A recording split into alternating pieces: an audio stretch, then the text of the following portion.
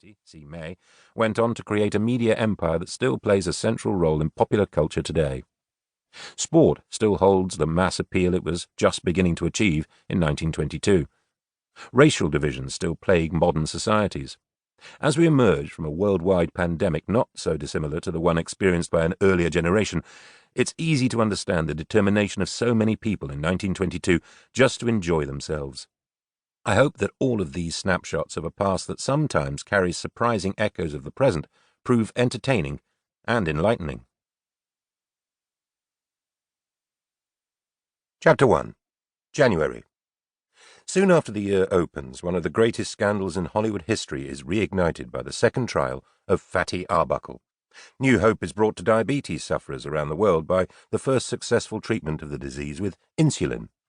The death of Ernest Shackleton on an island in the South Atlantic brings the heroic era of polar exploration to a close. In London, the first performance of an unusual work combining poetry and music heralds the arrival of a major talent. In Washington, D.C., atrocious weather leads to disaster. The Fatty Arbuckle Scandal. On January the 11th, the second trial of the comedian and film star Roscoe Fatty Arbuckle began. The spotlight of national media publicity was again about to fall on the American film industry and the place that was already synonymous with it. Little more than a decade earlier, Hollywood had been nothing but a small rural community a few miles northwest of Los Angeles, locally renowned for its citrus groves and vineyards. Then the filmmakers arrived, in flight from restrictions to their activities on the East Coast and in search of the sun. By 1922, Hollywood was the capital of the booming American film industry. Amongst the movies released that year were Blood and Sand, featuring the screen's Latin lover Rudolph Valentino, Foolish Wives, directed by and starring the self-proclaimed genius Erich von Stroheim, and Manslaughter, one of Cecil B. DeMille's earliest and most lurid melodramas, complete with an eye-catching orgy scene.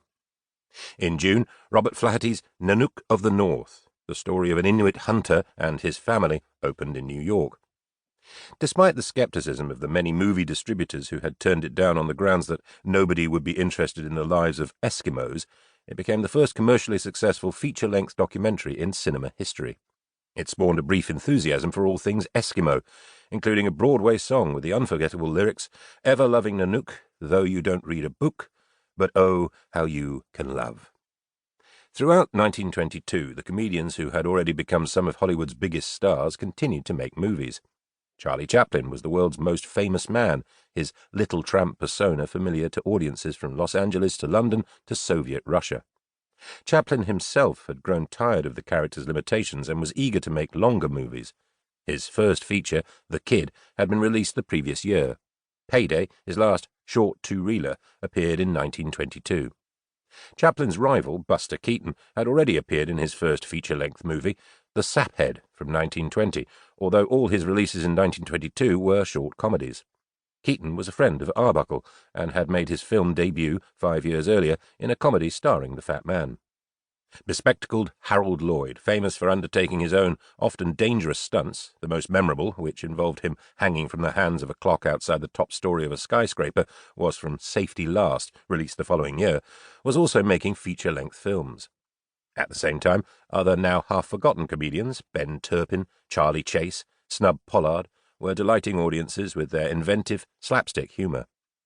A young English comic named Stan Laurel, who had been Chaplin's understudy in a music hall troupe known as Fred Karno's Army, was starring as Rhubarb Vassalino in Mud and Sand, a two-reel parody of Blood and Sand, and awaiting his meeting with Destiny and a plump American actor named Oliver Hardy. Laurel and Hardy actually appeared together in a 1921 short entitled The Lucky Dog, but not as a double act. However, the year's blockbuster, although the word had yet to be invented, was Robin Hood, directed by Alan Dwan and starring Douglas Fairbanks Sr., King of Hollywood during the silent era. Fairbanks was then at the height of his success and had demonstrated his talent for athletic swashbuckling in earlier films such as The Mark of Zorro and The Three Musketeers. On the lookout for another historical costume role, Fairbanks was initially dismissive of the suggestion of Robin Hood.